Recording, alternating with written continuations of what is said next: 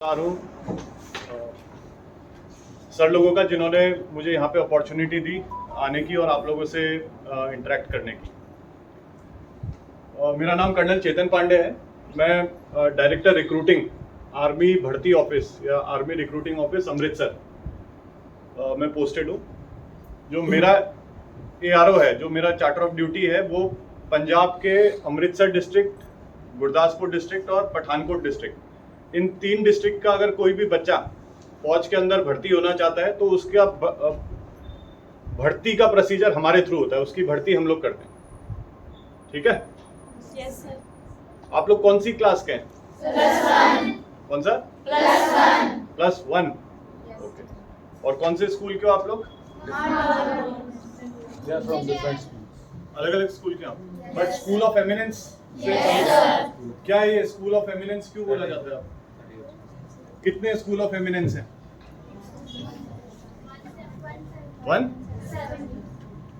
क्या है ये स्कूल ऑफ एमिनेंस? क्यों है आपके स्कूल जो भी है क्यों बोले जाते हैं स्कूल ऑफ एमिनेंस? अपने दिमाग को ना खुला रखना है। सर ने बताया जो आपको बातें, अभी आपका दिमाग सबसे अच्छी स्टेज में है। ठीक, अभी इसको अच्छी तरीके से मैक्सिमम इसकी लिमिट तक आप यूटिलाइज करोगे तो ये आगे आपके बल्ले ही बल्ले। जिस जगह में बैठ के आप रोज जाते हो, जहां पढ़ते हो, उसका बेसिक होता है ना इंक्विजिटिविटी। इंक्विजिटिविटी एक चीज होती है। क्या होता है, किसको पता है? नहीं पता है। नहीं पता है तो क्या करना चाहिए? क्लास में अगर कोई चीज सुन रहे हो और नहीं पता है, उसको नोट करना चाहिए। सर ने कौन सा वर्ड बताया था शुरू में? स्वॉट एनालिसिस। कितनों ने नोट किया? तो अब नोट नहीं करोगे तो कब करोगे? आप कहाँ नोट करोगे? ये दोबारा वर्ड जब तक आप MBA के लिए पहुंचोगे नहीं तब तक नहीं सुनोगे आप ये वर्ड। और अगर आपने वर्ड नोट किया, अपने टाइम पे जाके इसको पता किया इसके बारे में, तो क्या है, जिन लोगों के साथ आप कंपीट कर रहे हो, यही लगा लो आप 40-50 बैठे हो, अब इसमें क्या है 50 लोग हैं, 49 लोगों ने वो वर्ड नोट नहीं किया और उन्हें उसके बारे में कोई इंक्विजिटिविटी नहीं थी। एक ने वो वर्ड नोट कर लिया, जब घर गई वहां पे अपना मोबाइल खोला या इधर उधर से पता किया और उसको उसके बारे में नॉलेज आ गई। तो 49 इधर है, वो 50th गर्ल जो है वो थोड़ा ऊपर हो गई। ऐसे आप अपना नॉलेज बेस बढ़ाते हो। नहीं, बाकी किताबें तो आप पढ़ ही लोगे। ठीक है? क्लास में टीचर उन लाइनों के अलावा भी आपको बहुत सारी चीजें बताते हैं, दीन दुनिया की बातें बता देंगे। जो लिमिटेड सिलेबस है उसके अलावा भी जो उनका नॉलेज बेस है उसके अनुसार आपको बहुत सारी इंपॉर्टेंट बातें बताएंगे, जो कुड नो बातें होती हैं। कुड नो, ठीक है, कि हाँ जाना तो ठीक है। तो वो सब आप लोगों ने नोट करना है। क्लास में बैठ के नोट्स बनाने का तरीका आपको आना चाहिए। ठीक। एक और वर्ड दिखाया था सर ने, नैनो टेक्नोलॉजी। वो कितनों ने नोट किया? किसी ने नहीं किया। तो यहाँ बैठ के आप लोगों ने कीर्तन नहीं सुनना है। ये आपका टाइम है, दिन का टाइम बहुत इंपॉर्टेंट है। ठीक है? यहाँ पे आप सीखने के लिए आए हो। कितने घंटे का दिन होता है? और अंबानी के परिवार से कितने लोग हैं यहाँ पे? है कोई? सब मिडिल क्लास वाले हैं? Yes sir. पिताजी बहुत अपने घुटने घिस घिस के आप लोग को पढ़ा रहे हैं? Yes sir. क्या है आज के डेट में आपकी प्रॉपर्टी? क्या है जिसको आप बोल सकते हो कि ये मेरी प्रॉपर्टी है? क्या है? आपका मोबाइल, आपकी स्कूटी अगर है तो स्कूटी में भरा जाने वाला तेल, कपड़े, जूते, मोजे, कुछ नहीं आपका। सब कौन दे रहा है? पिताजी दे रहे हैं। लकी हो आप लोग कि आपके पिताजी हैं और वो घुटने घिस के आप लोग को पाल रहे हैं। सब इतने लकी नहीं होते हैं। रोड में जाते होगे आप लोग, कुछ लोग ऐसी रोड में सिग्नल के पास बैठे रहते हैं, तो उनके हिसाब से बहुत लकी हो आप लोग। ऐसी अपॉर्चुनिटी हम लोग को भी नहीं मिलती थी कि यहाँ पे आके लोग आपको बता रहे हैं कि भाई कैरियर कैसे बनाया जाता है। तो आप लोग लकी हो, अगर बताया जा रहा है तो सीखो। सबसे इंपॉर्टेंट चीज आपके पास है अभी टाइम। आपकी वेल्थ टाइम ही है, दिन के 24 घंटे। ठीक है? और ये जो आप लोग बैठे हो, जो स्कूल में आते हो आप सुबह उठ के, वो दिन के जो आपकी वेल्थ है उसका कुछ हिस्सा है। तो उस वेल्थ को आपने ऐसे ही जाया नहीं जाने देना है। ठीक है? उसका मैक्सिमम यूटिलाइजेशन करना है। आप यहाँ आए हो, इस बिल्डिंग में अगर घुसे हो, तो आपका मुद्दा होना चाहिए कि भाई मैं जाते जाते जो अभी मेरी नॉलेज है उससे मेरा ज्ञान बढ़ा हुआ होना चाहिए। जब आप सुबह आए थे, गाड़ी से उतरे थे, मैं देख रहा था 9 बजे, ठीक है, 4 सहेलियां पीछे घूम रही हैं, 2 आगे से किसी को आवाज लगा रही हैं, 3 इधर देख रही हैं, 2 उधर देख रही हैं। आप लोग आगे थे ना टाइम से? किधर बैठे आप? कौन सी बिल्डिंग है? क्या सीखा आपने? बस वो एक रास्ते से घुसे और अंदर आके यहाँ बैठ गए, इसके अलावा आपने क्या देखा? ऑब्जर्वेशन से भी आप चीजें सीखते हो। ठीक है, इस बिल्डिंग में घुसे हो, कौन सा ऑफिस है ये? इसके सामने क्या चीज है? किस दरवाजे से घुसे आप लोग? इधर से? उस दरवाजे के बाहर जो बड़ा सा ओपन स्पेस है, वहां पे क्या चल रहा है? क्या है वो? नहीं है, अब बताइए। ये तो अपॉर्चुनिटी थी आपको पता करने की, एनवायरमेंटल अवेयरनेस ये खुद ही है, पता होना चाहिए कि जिस जगह में जा रहे हो आप।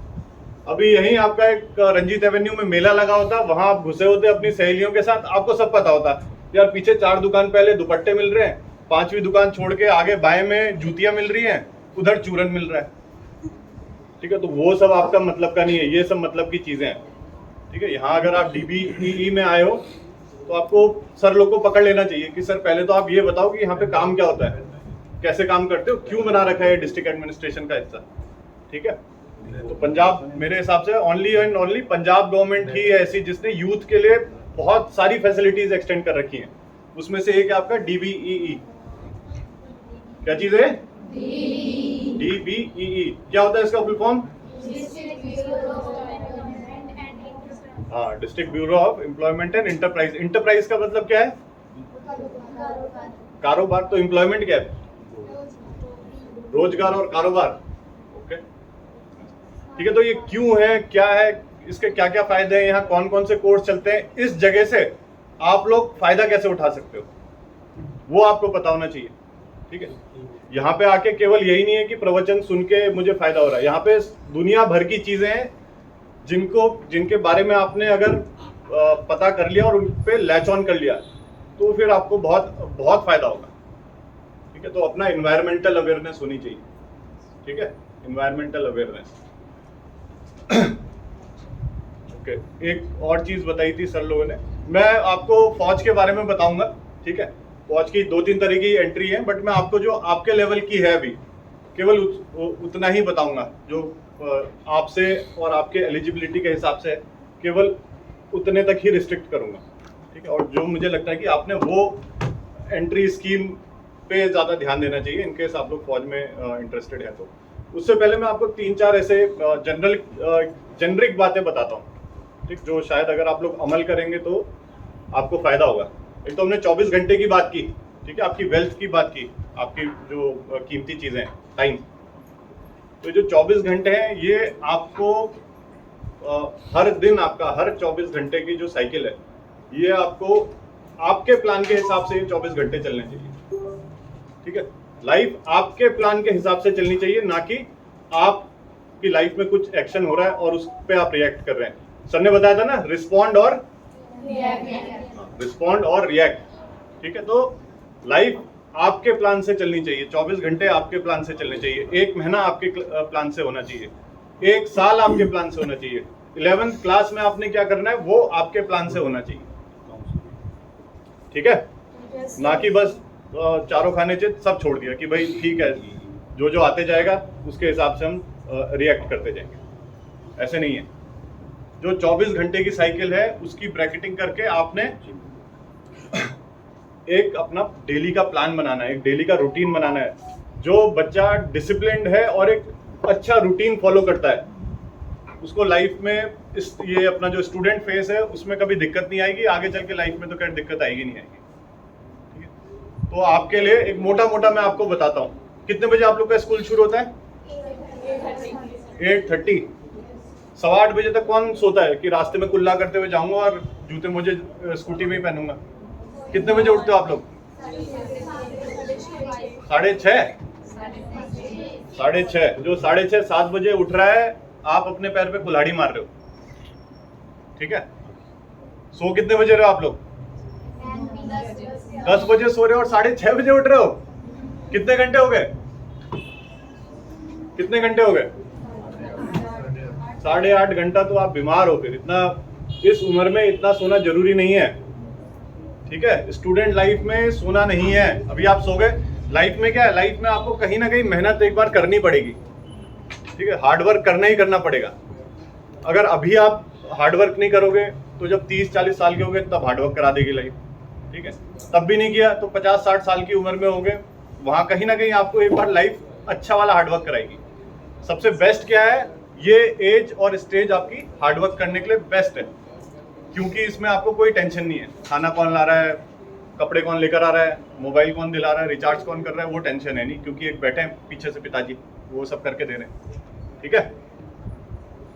आपने क्या करना है, बॉडी आपकी फिट है इस टाइम पे, इस उम्र में कम बीमारियां लगती हैं शरीर में, बनस्पत 40-50 साल की उम्र में अगर आप बॉडी देखोगे तो बीमार ज़्यादा होती है बॉडी, घुटने में दर्द, पैर में दर्द, सर में दर्द, छाती में दर्द, ठीक है। और इसमें क्या है, आपका माइंड एकदम अभी शार्प है, ठीक है, माइंड शार्प है, बहुत रिसेप्टिव है, बहुत ज़्यादा रिसेप्टिव है, स्टोरिंग कैपेबिलिटी उसकी बहुत है। तो ये स्टेज आपकी हार्डवर्क के लिए सबसे आलीशान है, सबसे बेस्ट है। अगर अभी आपने हार्डवर्क नहीं किया तो आगे चल के आपको फिर दिक्कतें आएंगी, ठीक। तो आप लोगों ने ज़्यादा नहीं सोना है, बॉडी को आपको, आपकी बॉडी को चाहिए कम नींद चाहिए, पर गहरी नींद चाहिए।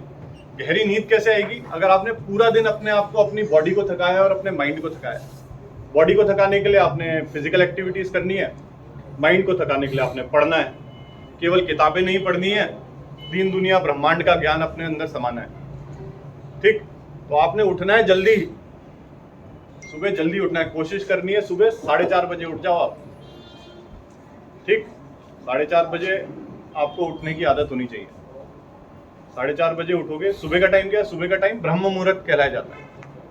रात के टाइम आप देखोगे, अगर आप कोई चीज पढ़ रहे हो, एक सेंटेंस है 10 बार पढ़ेंगे, दिमाग में घुसता ही नहीं है, 11वीं बार पे जाके कहीं जाके वो पता लगता है यार कभी कहना क्या चाह रहा है। सुबह के टाइम में एक बार में पढ़ोगे, आपको याद हो जाएगा, समझ आ जाएगा अच्छा। क्योंकि क्या है, सुबह के टाइम में आप, एक तो आपका माइंड फ्रेश है, माइंड एकदम रेस्ट के बाद उठा है, रिलैक्स्ड है और ऑप्टिमम रिसीव करने की हालत में, बॉडी रिलैक्स्ड है। दाएं बाएं इन्वायरमेंट एकदम शांत है, हल्ला गुल्ला कहीं नहीं है, कोई हॉर्न नहीं बजा रहा है, कोई पोल्यूशन नहीं है, शांत है। घर वाले भी परेशान नहीं कर रहे हैं, वो भी अपने अपने जो बुढ़े लोग हैं वो उठ गए हैं, अपना अपना काम कर रहे हैं, बाकी लोग अपना रेस्ट कर रहे हैं, ठीक है। तो सुबह का टाइम आपका बेस्ट है पढ़ाई करने के लिए। 4:30 बजे उठो, 5 बजे तक आपने फ्रेश होके बैठ जाना है, 1 घंटा किताब खोल के। अब पढ़ना क्या है वो आपको पता होना चाहिए। क्या पढ़ोगे आप लोग, क्या पढ़ते हो डेली बेसिस पे? डेली बेसिस में आप लोगों ने पढ़ना है जो क्लास में आज पढ़ाया गया, ठीक है, वो आपने घर आके रिवाइज करना है। अगर उसमें कोई चीज समझ में नहीं आई तो उसको दाएं बाएं से पूछ पाछ के क्लियर करना है, नहीं आई नोट करना है कि भाई कल जाऊंगी क्लास में टीचर से दोबारा पूछूंगी, कल क्या पढ़ाने वाले हैं सर या मैडम, वो आपने पढ़ के जाना है, और हो सके तो थोड़े नोट्स बनाने हैं उसके, ठीक है। और इसके अलावा बाकी जो आपका लक्ष्य है, एम है, या एक्स्ट्रा कुड नो वाली चीजें हैं, या कॉम्पिटिटिव एस्पेक्ट के कोई चीजें हैं जो आपका, जिस डायरेक्शन में आप आगे बढ़ना चाह रहे हो, उसके बारे में भी पढ़ना है, उसकी तैयारी भी करनी है, ठीक है। तो पढ़ना ये है आप लोग। और बीच में इसके जो आपने दाएं बाएं से इधर उधर सुन लिया है या देख लिया है, उसके बारे में भी एक्स्ट्रा जानकारी हासिल करनी है। तो आपको लगेगा ये तो बहुत सारी चीजें हैं करने के लिए, बट अगर ढंग से करोगे तो आराम से ही हो जाती है, मैनेज हो जाता है, ठीक है। 5 से 6 बजे तक 1 घंटा पढ़ो, 6 बजे जूते पाओ, ठंड है, अपना जैकेट डालो, घर के बाहर निकल जाओ। 6 बजे के बाद आपका घर में काम नहीं है, घर से बाहर निकलो, दौड़ लगाओ, एक्सरसाइज करो, पुशअप्स करो। अंधेरा है, आपको लगेगा नहीं मैं तो नाजुक कली हूँ, मैं बहुत कमजोर लड़की हूँ, पिंड के लड़के मुझे छेड़ेंगे, छत पे चढ़ जाओ, छत पे जाके एक्सरसाइज करो। आपको 1 मीटर बाई 1 मीटर से ज्यादा की जगह नहीं चाहिए पसीना बहाने के लिए। 1 घंटा आपने सुबह के टाइम में एक्सरसाइज करनी ही करनी है।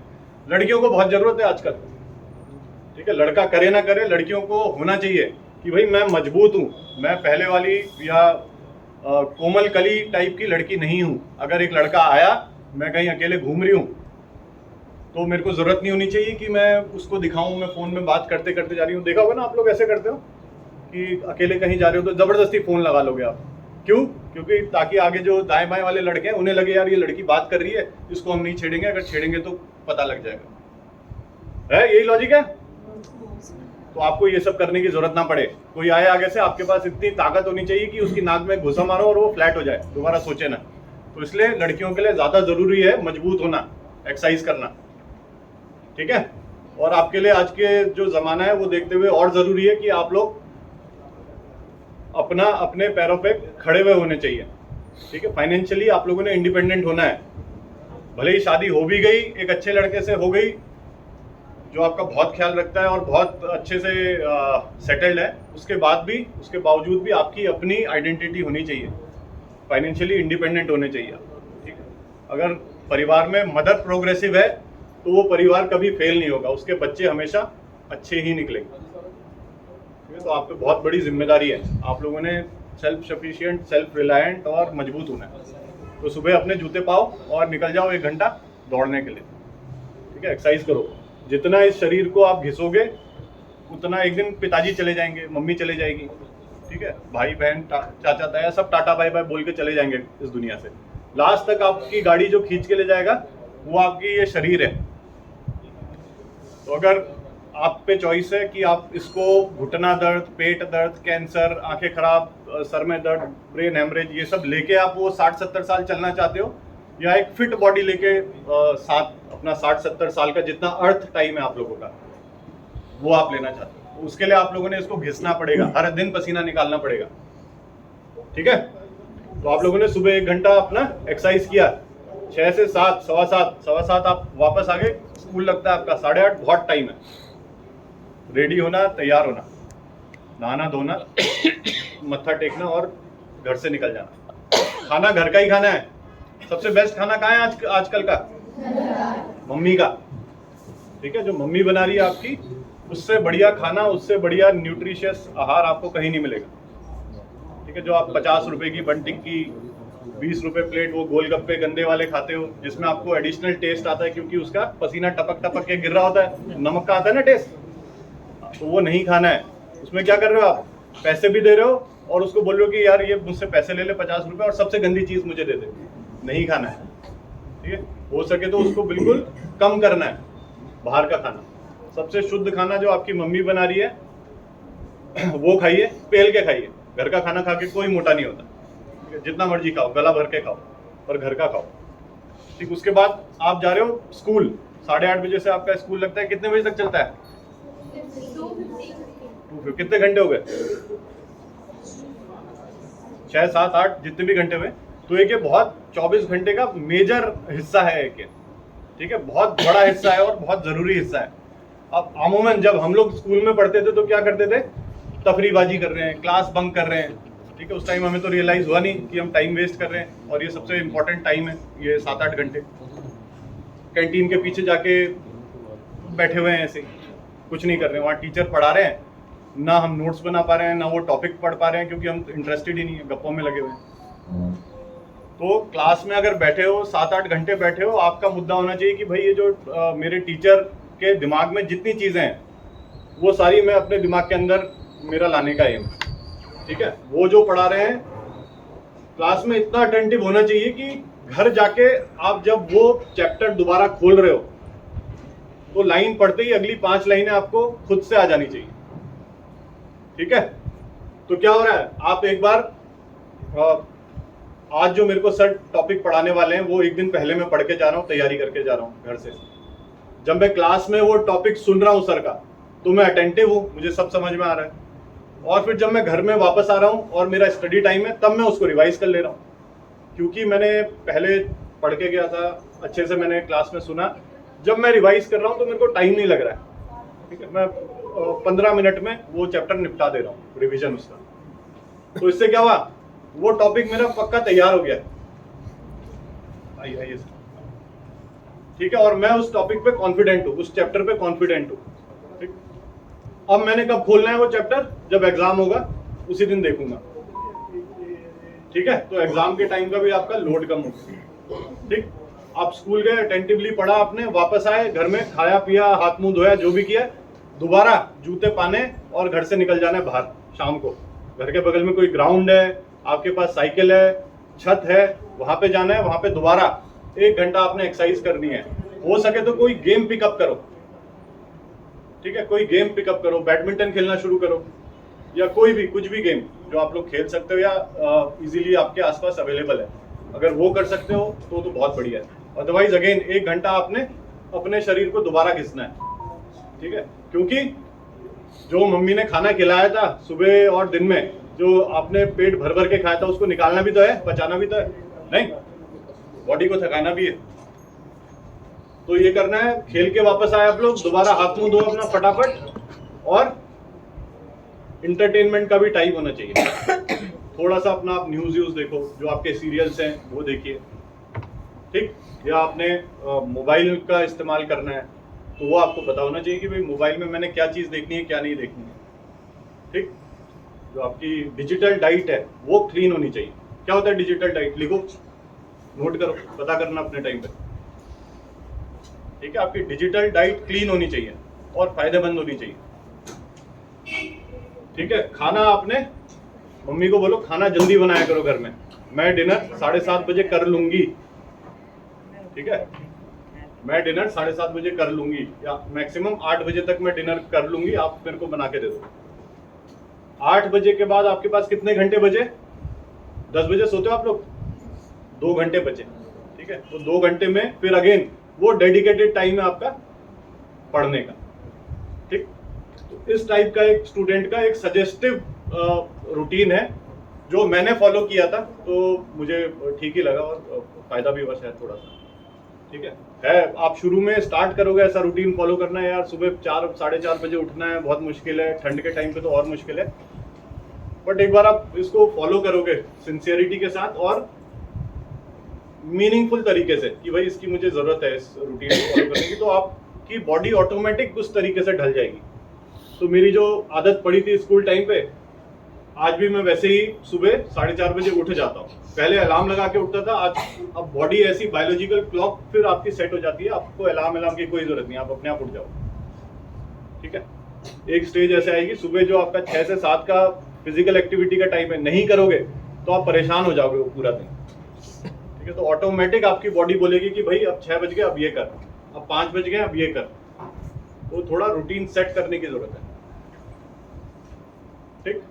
दूसरा, आपके पास चारों तरफ जो मैंने बताया एनवायरमेंटल अवेयरनेस होनी चाहिए। आपकी आंख, नाक, कान, मुंह सब खुला होना चाहिए। जहां जहां से नॉलेज का भंडार आपको मिल रहा है, दिखाई दे रहा है, वो सब आप भर लो अपने दिमाग में, ठीक है। रोड पे चलते हो आप, रोड पे कहीं ना कहीं बोर्ड दिख जाता होगा, ठीक है, कि एडमिशन ओपन या फॉर्म फिलिंग का डेट इस डेट से इस डेट, ठीक, या फलाना कोर्स यहाँ चल रहा है। वो सब जो आपके मतलब की इंफॉर्मेशन है, बहुत सारी इंफॉर्मेशन है, कुछ आपके बिल्कुल मतलब की नहीं है, कुछ उसमें से कुछ परसेंटेज मतलब का, उसको आप लोगों ने ग्रास्प कर लेना और प्रोसेस कर लेना, तो फायदा हो जाएगा, ठीक है। बाकी आप लोगों ने हार्ड वर्क करना है और सिंसियर होना है, ठीक है। सिंसियरिटी और हार्ड वर्क होना चाहिए। क्योंकि क्या है, कई बार हम लोग सोचते हैं बचपन से कि भाई मैंने बस लाइफ में बड़ा होके यही बनना है, कि मैंने सोच लिया कि यार मैं डॉक्टर ही बनूंगा बड़े होकर, या मैं बॉलीवुड में जाके हीरो बनूंगा, ठीक है। वो होगा नहीं। तो क्या है, जैसे जैसे जितनी बार मैं फेल होते जाऊंगा, क्योंकि मैंने तो एक ही चीज सोची है, घोड़े की तरह, घोड़े के लगाते हैं ना साइड पे ब्लिंकर्स, तो एक ही डायरेक्शन में देखता है, तो नहीं, वैसे नहीं करना है। अपना होराइजन, अपना स्कोप थोड़ा बढ़ाना है आप लोगों ने, ठीक। कि अगर मैं गवर्नमेंट सर्विसेज में जाना चाहता हूँ, मैं तो अपनी फील्ड का एक एग्जांपल देता हूँ कि अगर मैं फौज में भर्ती होना चाहता हूँ, तो ऐसा नहीं है कि केवल मैं एनडीए या आर्मी में ही घुसूंगा। मेरा एम है यूनिफॉर्म्ड नौकरी करना है सेंट्रल गवर्नमेंट की, तो फिर मैं उसमें ऑप्शन ढूंढूंगा कि भाई एनडीए से मिलता जुलता या आर्मी की सर्विस से मिलता जुलता एक इंजीनियरिंग सर्विसेज है, इंडियन नेवी है, इंडियन कोस्ट गार्ड भी है, एयरफोर्स भी है, नेवी भी है। अब इसके भी दुनिया भर के एंट्रीज हैं कि मैं आर्मी में इंजीनियर की तरफ जा सकता हूँ, या मैं टेक्निकल ग्रेजुएट की तरह जा सकता हूँ, ठीक है, या मैं एक नॉर्मल आर्ट्स या कॉमर्स वाले बंदे की तरह जा सकता हूँ नेवी में, एयरफोर्स में, जहाँ जा, ठीक। तो कहने का मतलब है कि आपका जो भी कैरियर फील्ड जो आप चुन रहे हो, उसमें थोड़ा होराइजन आपका बड़ा होना चाहिए, कि ऐसा नहीं होना चाहिए कि आप केवल एक ही दरवाजे पे दस्तक दे रहे हो, ठीक है, कि आपके पास होने चाहिए 10, 15, 20 दरवाजे खुले होने चाहिए जिन पे आप दस्तक दे सको। 20 दरवाजों में दस्तक दोगे तो कहीं जाके 4-5 खुलेंगे, ठीक है, फिर 4-5 में से आपने तो सोचा था यार मैंने हॉलीवुड में हीरो बनना है, वो दरवाजा तो खुला नहीं, पर मेरे खुले हैं 4 और 5 दरवाजे जो टोटली उससे डीलिंक्ड है। तो मैं क्या करूं? मैं कुछ नहीं करूं, मैं उधर घुसूं, ठीक है, मैं उसमें घुसूं, अपना पैर जमाऊं, अपनी तनख्वाह खुद कमाना शुरू कर दूं। और job, all jobs are good, सारे जॉब अच्छे हैं। जो बोलता है कि यार ये नौकरी मुझे अच्छी नहीं लग रही है, ठीक है, डॉक्टर की नौकरी अच्छी नहीं है, इंजीनियर की नौकरी अच्छी नहीं है, वो नौकरी तो अच्छी है, वो बंदा अच्छा नहीं है। क्यों? क्योंकि वो अप्रोच नहीं कर रहा है उसको, उसमें सिंसियरिटी नहीं है, लॉयल्टी नहीं है, इंटीग्रिटी नहीं है और हार्डवर्क करने की क्षमता नहीं है। अगर ये सारी चीजें हैं तो चाहे वो कोई भी काम करे वो खुश रहेगा उसमें, ठीक है। तो आप लोगों ने, हम सब मिडिल क्लास फैमिली के हैं, हम फाइनेंशियल लायबिलिटी हैं अपने घर वालों के ऊपर, ठीक है। अपने पिताजी माताजी ताउम्र हमें नहीं पाल सकते हैं, पर भारत में चलन है कि जब तक पिताजी के पैर काम कर रहे हैं तो पालेंगे बच्चों को, ठीक। तो हम क्या है, जब तक वो पाल रहे हैं तब तक उनके सर पे बोझ है, तो हमने जो फाइनेंशियल लायबिलिटी है वो हटाना है हमने उनके सर से। उसके लिए क्या है, मेहनत करनी है अभी, और जल्द से जल्द एम होना चाहिए कि भाई मैं अपनी जॉब में सेट हो जाऊं। जिस दिन जॉब में सेट हो गए, पिताजी को बोलो आप आराम करो, आपने मेरे पीछे बहुत मेहनत की, अब मैं आप लोग का ख्याल रखूंगी, ठीक है। उनको भी तो आराम चाहिए, वो ज़्यादा टाइम तक आपको पालने में उन्हें मुश्किल होगी। उम्र बढ़ रही है, बीमारियां लग रही हैं, घुटने काम करना बंद कर रहे हैं उनके, ठीक है। तो आपको चाहिए कि भाई पिताजी ने मुझ पे मेरी बहुत सेवा कर ली, अब मेरा टाइम है उनकी देखरेख और सेवा करने की। तो ये थोड़ी अर्जेंसी भी है, रेस अगेंस्ट टाइम है, ठीक। वो बढ़ते जा रहे हैं, टाइम रुकेगा नहीं, आप भी जितना जल्दी सेटल हो पाओ वो कोशिश करनी है आपको, ठीक है, ताकि उनको फिर आराम मिले, ठीक है। Yes, sir. ओके। और एक है आप लोग की लाइफ में फेलियर्स, ठीक है। आप लोगों ने थोड़ा अपना, होता है ना न्यूज़ में आप सुनते रहते होगे कि कोटा में फलाने ने फांसी लगा ली, कोई 6 मंजिल से कूद गया स्टूडेंट, नंबर कम आ गए। आजकल जितने नंबर आ रहे हैं उसमें अगर वो बच्चा कूद रहा है तो हमने तो, हमारे जितने नंबर आते थे हमने गड्ढा खोद के अंदर गायब ही हो जाना चाहिए सारों ने, ठीक है। बहुत नंबर आ रहे हैं बच्चों के, फिर भी आजकल क्या है, डिप्रेशन हो जा रहा है। डिप्रेशन क्यों हो रहा है? एक और उसका वो है, डिप्रेशन इसलिए हो रहा है, उसने क्या किया है, खाया है और बिस्तर में बैठ के किताब पढ़ी है, शरीर को उसने इम्बैलेंस कर दिया। तो क्या है, फिर अगर आप थोड़ा साइंस और ये बायोलॉजी और केमिस्ट्री के अंदर घुसोगे तो आपको पता चलेगा वो बहुत सारे केमिकल्स हैं, गुड केमिकल्स और बैड केमिकल्स, उसके दिमाग में केवल डिप्रेशन क्रिएट करने वाले केमिकल्स रिलीज हो रहे हैं और वो उसने फिर कूद मार दी 6 मंजिल से, ठीक है। तो एक आपने दिमाग में अपने को मजबूत बनाना है कि फेलियर लाइफ में होंगे, ठीक है, और बहुत जरूरी है फेल होना, ठीक है। अगर कोई बिना फेल हुए अपने लक्ष्य तक पहुंच गया है तो फिर वो उस लक्ष्य में, उस पोजीशन में ज्यादा टाइम तक टिकेगा नहीं, क्योंकि वहां पोजीशन में पहुंचने के बाद, जॉब में सेट होने के बाद दिक्कतें, एक्चुअल दिक्कतें तब पड़ेंगी। और जब वहां उसको फेलियर्स मिलने लगेंगे, क्योंकि उसने लाइफ में कभी फेलियर नहीं देखे थे, तो वो डिप्रेशन में जाने के उसके ज्यादा चांसेस हैं।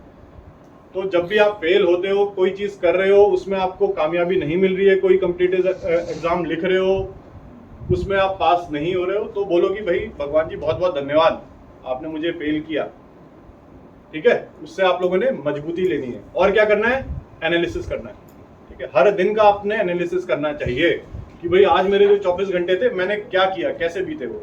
अच्छा 1 घंटा पढ़ाई की, पढ़ाई में ये किया, फटाफट वो एनालिसिस होना चाहिए सोने से पहले, ठीक है। शाम के टाइम में मैंने यहाँ पे टाइम वेस्ट किया, कल से मैं चेक करूंगी अपने आप को, यहाँ पे टाइम वेस्ट नहीं करूंगी, इसकी जगह में मेरा टाइम अच्छी चीज में इन्वेस्ट करूंगी। तो ये एनालिसिस आपका चलना चाहिए। कोई भी फेलियर हुआ, एग्जाम में फेल हुए, एनालिसिस होना चाहिए दिमाग में कि यार मैं फेल क्यों हो गई, तैयारी में कहाँ कमी रहेगी, उसको आपने पकड़ना है, ठीक है। और फिर उसको ओवरकम करके तैयारी उस हिसाब से करनी है और आपको सक्सेस मिलेगा ही मिलेगा, ठीक। तो लाइफ को आप लोगों ने, हम लोग के टाइम पे क्या था, दुनिया इतनी तेज भागती नहीं थी, आजकल दुनिया बहुत तेज भाग रही है। तो हम लोग क्या था, हम लोग थोड़ा अगर लेट भी मैच्योर हुए, जो मैच्योरिटी बोलते हैं कि समझ आना, तो चल गया था हम लोगों को। पर आज की डेट में आपकी एज तक आप लोगों ने मैच्योर हो जाना चाहिए, सुपर मैच्योर, समझ आ जानी चाहिए दुनिया, नहीं तो फिर आप क्या रेस में पीछे रह जाओगे। आप लोग का कंपटीशन क्या है, आप लोग तो यहाँ बैठे हो, और अगर आप हिंदुस्तान देखोगे तो आपका कंपटीशन है दिल्ली के लड़कों से, बॉम्बे के लड़कों से, जो अलग घोड़े में बैठ के सवार हैं। ठीक है, वो अपना स्कूल जा रहा है, छोटा सा बच्चा होगा 6ठी क्लास का, स्कूल जा रहा है, वापस आ रहा है, 4 ऑनलाइन कोर्स कर रहा है, जो सर ने बताया था स्किल डेवलपमेंट करना चाहिए अपना। ठीक है, वो 4 अपने साइड से स्किल डेवलपमेंट वाला कोर्स कर रहा होगा 6ठी क्लास का बच्चा, कोई अबैकस कर रहा होगा, कोई कुछ कर रहा होगा, कोई पता नहीं क्या ट्रेनिंग कर रहा होगा, कोई BI का कोर्स कर रहा होगा। ठीक है, कोई बच्चे भी आजकल कोडिंग का कोर्स कर रहा होगा। ठीक, वो अलग घोड़े में सवार है। तो आप लोग का जब दुनिया में उतरोगे, कॉम्पिटिटिव वर्ल्ड में उतरोगे, तो आपका कंपटीशन इन लोगों के साथ होगा। तो आप लोगों ने अपने को उसी हिसाब से तैयार करना है। ठीक है, Yes, तो मैं sir. आपको बताऊंगा फौज में 2 तरीके से एंट्री होती है, ज्यादा टाइम नहीं लूंगा मैं आप लोग का, 10 मिनट। ठीक है, नींद तो नहीं आ रही है? No, sir. जोर से बोलना है, शेर नहीं आओ आप लोग। ठीक है, आपने इतनी जोर से दहाड़ना है कि यहाँ की छत उड़ जाए ऊपर। ठीक है, डरना नहीं है किसी से। क्लास में भी आपको झिझक नहीं होनी चाहिए। क्लास में आप बैठते हो, क्वेश्चन नहीं आ रहा है, हाथ उठा के पूछना है सर से। ये क्या है, सीख रहे हो आप, सीख रहे हो आप। ठीक है, चीजें सीख रहे हो, अपना कॉन्फिडेंस बिल्ड कर रहे हो। मौका मिलता है, अपॉर्चुनिटी मिलती है स्कूल में, खड़े हो जाना है असेंबली में, मैं बोलूंगी, हाथ खड़ा करके। नहीं बोल पाओगे, पैर कांपेंगे, मुंह से शब्द नहीं निकलेंगे, मत निकलने दो, लोग हंसेंगे, हंसने दो, पर आपने एटलीस्ट उतना स्टेप लिया कि स्टेज में जाके खड़े हो गए और आपने आगे देखा कि पूरा स्कूल खड़ा है, उतने में ही आपको कुछ ना कुछ फायदा हो गया होता है ऐसा। Yes, sir. जब आप बोल देते हैं कि भाई जाओ असेंबली में जाओ, बोलने जाओ, होता है ना आगे स्टेज पे, तो सीखना है आप लोगों ने, कॉन्फिडेंस बिल्ड करना है। ठीक है, फौज में घुसने के 2 तरीके हैं इंडियन आर्मी में। एक है JCOOR, ठीक है, जो बिलो ऑफिसर रैंक है। अच्छा, नोट करते रहो प्लीज, नोट करते रहो सर जो। ठीक है, वो है बिलो ऑफिसर्स रैंक, जिसके बारे में मैं आपको नहीं बताऊंगा। क्यों नहीं बताऊंगा? क्योंकि आपका लक्ष्य ऊपर होना चाहिए, आपको फैसिलिटी अच्छी मिल रही है, एजुकेशन अच्छी मिल रही है, घर में खाना पीना अच्छा मिल रहा है, अपॉर्चुनिटीज अच्छी मिल रही है, तो आप लोगों ने हायर लेवल के लिए सोचना है, उसके बारे में जानकारी है, जो कि फौज में एज कमीशन्ड ऑफिसर्स कैसे भर्ती होते हैं उसके बारे में। ठीक है, तो 2 तरीके हैं, एक है JCOR जो बिलो ऑफिसर्स रैंक है, और एक है कमीशन्ड ऑफिसर्स के रूप में हम फौज में एंटर हो सकते हैं। अब कमीशन ऑफिसर्स, जो आपकी एज है और स्टेज है और जितना आपका भी एजुकेशन क्वालिफिकेशन के हिसाब से, तो आप एलिजिबल हो NDA एंट्री के लिए। ठीक है, जिसके लिए आपका 10+2 के बाद 12th पास होना चाहिए, मिनिमम एजुकेशन क्वालिफिकेशन है 12th पास होना चाहिए। तो जब आप 12th कर रहे हो अपना, तो उस टाइम इसका फॉर्म भर सकते हैं आप। ठीक है, साल में इसके 2 बार एग्जाम होते हैं। ये कराता है UPSC। क्या होता है UPSC? Union public service. क्या कमीशन, क्या चीज होती है? नोट करो, लिखो, अपने टाइम पे पता करो। और दूसरा कौन सा कमीशन है इंडिया में, ये सब पता करो। ये सब आपके वो बन रहे हैं टॉपिक्स करंट अफेयर्स के। ठीक है, ये एग्जाम कराता है UPSC, साल में 2 बार। इसकी एज लिमिट होनी चाहिए, बच्चे ने 12th पास किया होना चाहिए, और एज होनी चाहिए 16.5 से 19.5 के बीच में। अगेन, पंजाब स्टेट ही एक ऐसी स्टेट है जहां पे बच्चों को NDA के लिए तैयार करने के लिए सरकार ने फैसिलिटी बनाई, और वो बहुत अच्छी है। एक इंस्टीट्यूट है आपका साई मागो, भाई पागो आर्मड प्रिपरेटरी इंस्टीट्यूशन। ठीक है, वो बहुत बढ़िया है, और ऐसी फैसिलिटी और किसी स्टेट में नहीं है जो आपको फैसिलिटीज मिल रही है। ठीक, 16.5 से 19.5 की आपकी एज होनी चाहिए। इसका फिर आप लोगों ने एक सितंबर में इसका एग्जाम होता है, और एक इसका एग्जाम होता है अप्रैल के महीने में। एग्जाम होने से 2 महीना पहले इसके फॉर्म्स जारी हो जाते हैं। तो अप्रैल वाला है, उसका फेब में फॉर्म्स आ जाएंगे, और सितंबर वाला है तो वही 2 महीने पहले उसके ये फॉर्म्स निकल जाते हैं।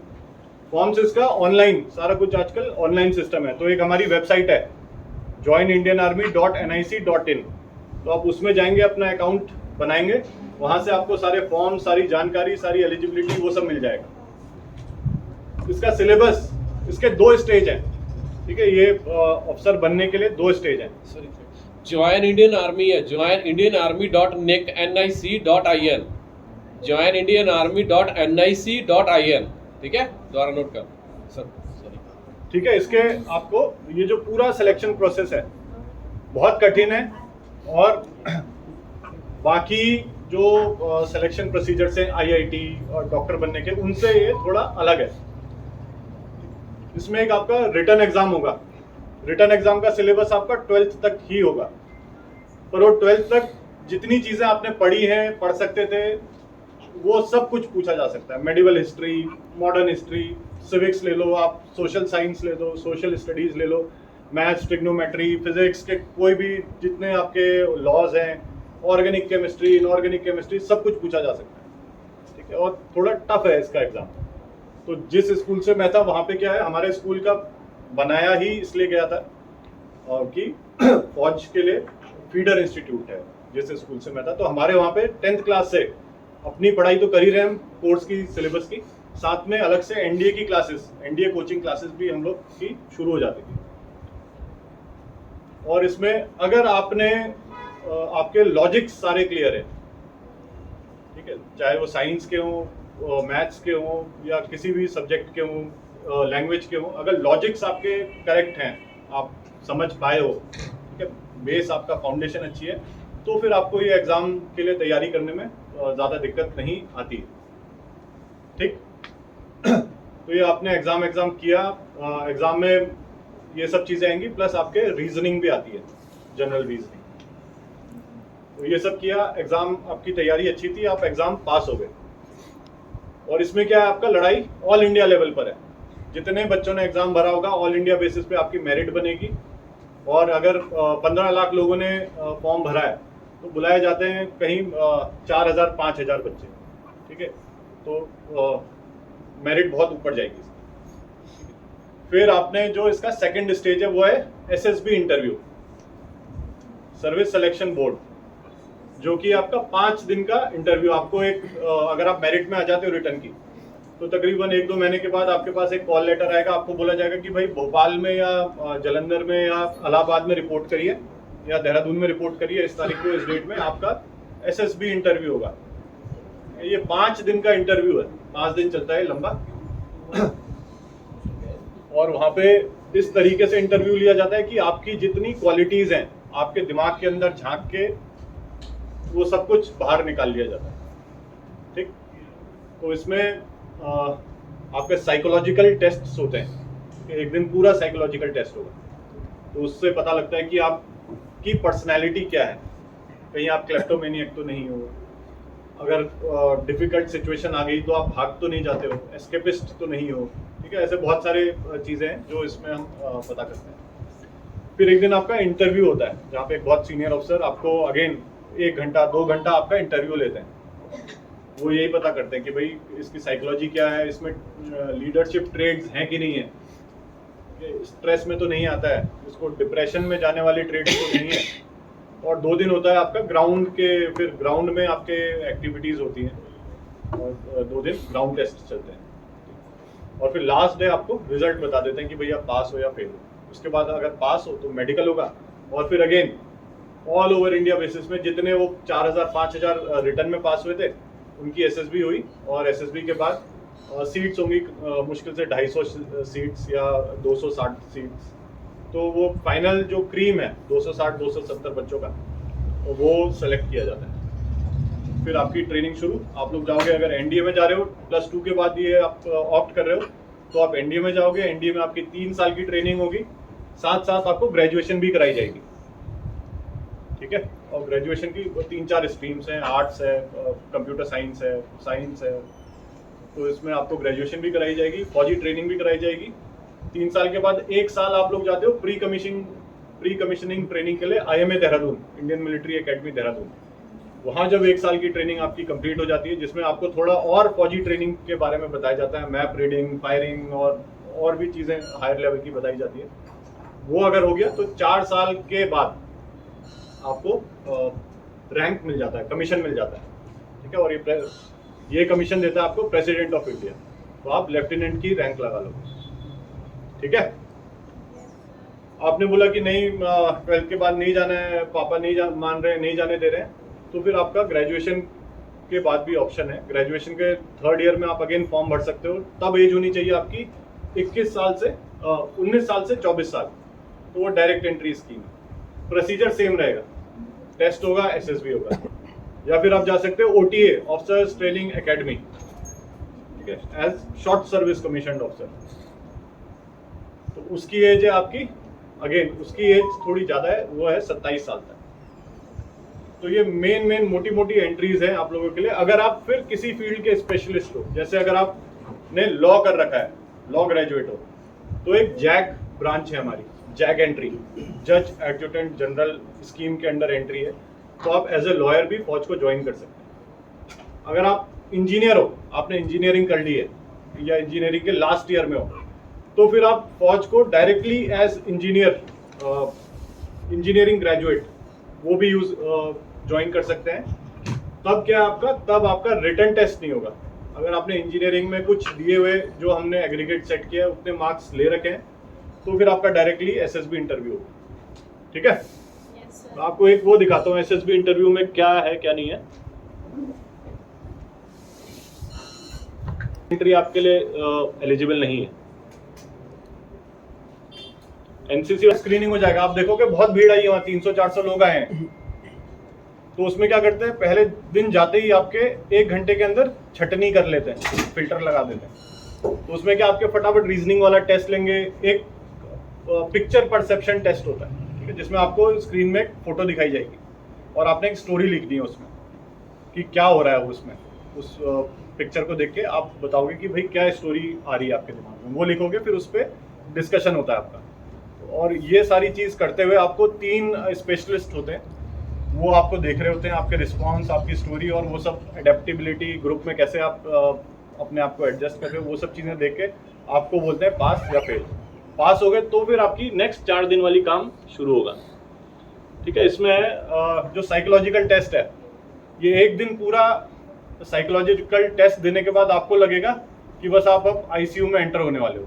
इसमें आपके दिमाग की भुर्जी बना देते हैं। ठीक है। सबसे पहले होगा टैट, थीमेटिक एप्रिसिएशन टेस्ट, जिसमें आपको 10 पिक्चर्स दिखाई जाएंगी। हर एक पिक्चर 3.5 मिनट के लिए, टोटल टाइम 30 सेकंड के लिए दिखाएंगे। नेक्स्ट 3 मिनट आपको स्टोरी के लिए मिलेंगे। फिर है वर्ड एसोसिएशन टेस्ट, 60 वर्ड आएंगे आपके पास स्क्रीन में फटाफट 15-15 सेकंड के लिए, वो देखने भी है, उसमें जो भी आपके दिमाग में रिस्पॉन्स आ रहा है वो लिखना है। फिर आपसे सिचुएशंस पूछी जाएंगी, 60 सिचुएशन 30 मिनट में, तो वो रिटर्न होगा, वो दी होंगी आपको सिचुएशन, आपने अपना रिस्पॉन्स लिखना है। ठीक है। बाकी फिर है सेल्फ डिस्क्रिप्शन, वो पिक्चर किस टाइप की आएंगी, इस टाइप की आएंगी, है ना। कुछ एक्टिविटी हो रही है इसमें।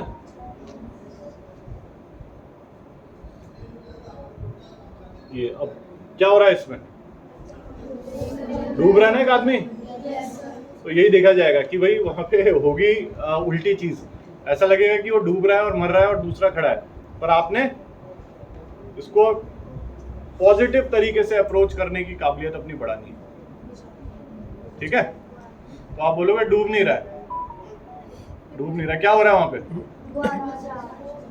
आप बोलोगे भाई एक राजू था, वो नेशनल लेवल का स्विमर था, बीच बीच में अपने गांव में छुट्टी मनाने आता था। तो उसने क्या किया, देखा कि गांव में बहुत सारे बच्चे हैं और उनको स्विमिंग आती नहीं है, ऐसे टाइम वेस्ट कर रहे हैं। तो उसने बोला कि भाई मैं छुट्टी आया हूँ, मैं अपना टाइम वेस्ट नहीं करूँगा, इन बच्चों के पीछे लगाऊंगा। और वो क्या कर रहा है, यहाँ पे स्विमिंग सिखा रहा है उनको, बच्चों को। ठीक है। तो है तो डूबने का सीन, पर आपने डुबाना नहीं है। ठीक है। आपने बोला है कि स्विमिंग सिखा रहा है। ठीक। ऐसे ये है कि भाई पढ़ रहा है और बिल्कुल नहीं लग रहा शक्ल से डिप्रेशन हो गया ऐसे, तो वो डिप्रेशन नहीं दिखाना है इसको, आपने अच्छा लिखना है। इस सिचुएशन को आपने पॉजिटिवली अप्रोच करना है। क्या करोगे इसको पॉजिटिवली अप्रोच, कि बहुत मेहनती था, बहुत पढ़ाई में अच्छा था, और इसने स्कूल लेवल में भी बहुत अच्छी पढ़ाई की, हमेशा एक्सेल किया, आईएएस की प्रिपरेशन कर रहा था, और उसका एग्ज़ाम दिया, प्रीलिम्स क्लियर हो गए, मेन की तैयारी की, मेन क्लियर हो गया, और अभी now he is doing great. पर सर ऐसे क्यों, पिक्चर तो आप वही है ना कि आप, अब ये एक प्रॉब्लम है ये एक पिक्चर नहीं है कि प्रॉब्लम है। तो इसको अप्रोच करने के दो तरीके हैं, ठीक है। कोई भी प्रॉब्लम को अप्रोच करने के दो तरीके होते हैं, या तो आप उसे पॉजिटिवली अप्रोच कर सकते हो या नेगेटिवली अप्रोच कर सकते हो। तो यहाँ पे आप वही दिखा रहे हो कि भाई प्रॉब्लम कोई भी हो, मैं पॉजिटिवली ही अप्रोच करूंगा, ठीक है।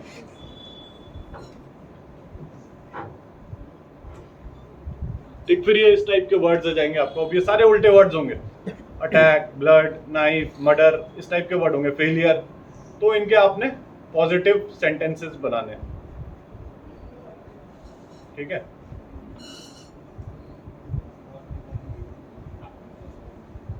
जैसे ये है, इसके कुछ एग्जांपल्स हैं कि कैसे आप बना सकते हो इसको। फिर ऐसे ही आगे सिचुएशन रिएक्शन टेस्ट जो हम लेते हैं।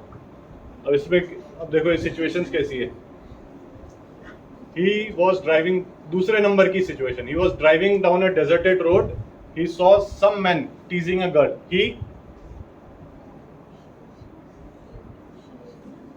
ही व्हाट, क्या किया उसने। अब इसमें ये भी ध्यान देना है कि ऐसे 60 क्वेश्चन है और 30 मिनट है मेरे पास लिखने के। तो एक आंसर लिखने के लिए कितना टाइम हो गया, कितना सेकंड, आधा मिनट। तो आधे मिनट में इसका रिस्पॉन्स लिख देना है।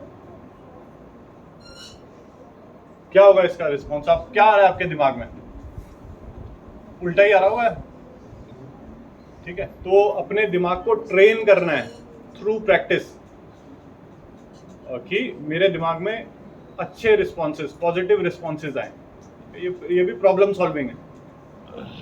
अब एक इसमें क्वेश्चन है कि I was travelling in a train, I saw an old lady fell down in the fell down, I will dash dash dash. तो आप क्या करोगे कि आप ट्रेन में जा रहे हो, आपने देखा एक औरत गिर गई, तो आप क्या करोगे।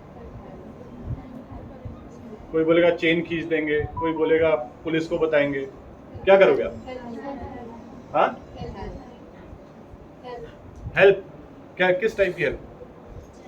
तो इसमें आपने अपने दिमाग को ट्रेन करना है कि भाई प्रॉब्लम जो भी मुझे आ रही है मैं उसको एकदम सिंपल तरीके से सोचूंगा, ठीक है। कि मैं ट्रेन में जा रहा था, एक औरत, मैंने देखा एक औरत गिर गई, तो वो ट्रेन से बाहर नहीं गिरी है, वो कंपार्टमेंट में, जिस कंपार्टमेंट में था, शी फेल डाउन, ठीक है। तो मैंने क्या किया, मैं गया उसको उठा के उसकी सीट में बैठा दिया, ठीक है। प्रॉब्लम को कॉम्प्लिकेट नहीं करना है आप लोगों को, ठीक है।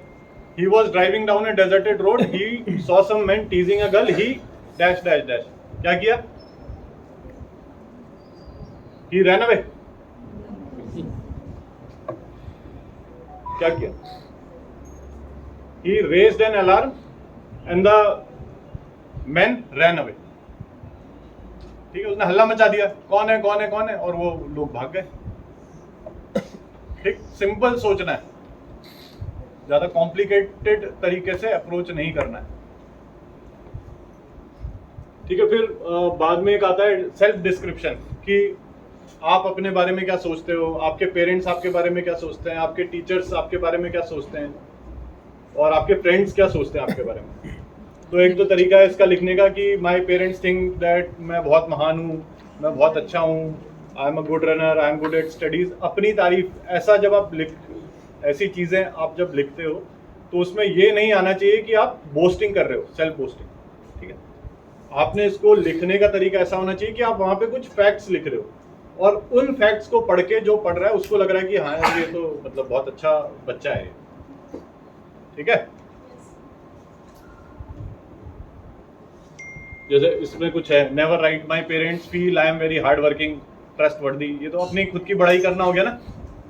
अब इसको दूसरे तरीके से कैसे लिख सकते हैं आप, my parents always include me in all important decisions to be taken at home, ठीक है। तो मतलब जिम्मेदार बच्चा है, पेरेंट्स भी उसकी एडवाइस लेते हैं, इन्वॉल्व करते हैं, ठीक है। तो ये ऐसे तरीके हैं, ठीक है। बाकी फिर ये जो 2 दिन के ग्रुप टास्क होते हैं उसमें आपका लेक्चरेट होगा और एक्सटेम्पर स्पीचेस होंगी। फिर हमारे कुछ अलग टाइप के ग्रुप टास्क होते हैं, हाफ ग्रुप टास्क, जहाँ पे आपको एक ग्राउंड पे सिचुएशन दे दी जाएगी कि भाई एक ऑब्स्टिकल लेआउट होगा, कुछ सामान आपके पास होगा और बोला जाएगा आप यहाँ पैर रख सकते हो, वहाँ नहीं जा सकते हो, उधर आ गए, इधर ये बाढ़ आई हुई है तो आपने इधर से उधर क्रॉस करना है, कैसे करोगे। तो आपने तो क्रॉस करना ही करना है, साथ में जो आपके साथ ग्रुप बना है उसको भी आपने क्रॉस कराना है। तो इस टाइप की कुछ प्रॉब्लम्स आती हैं। ठीक है।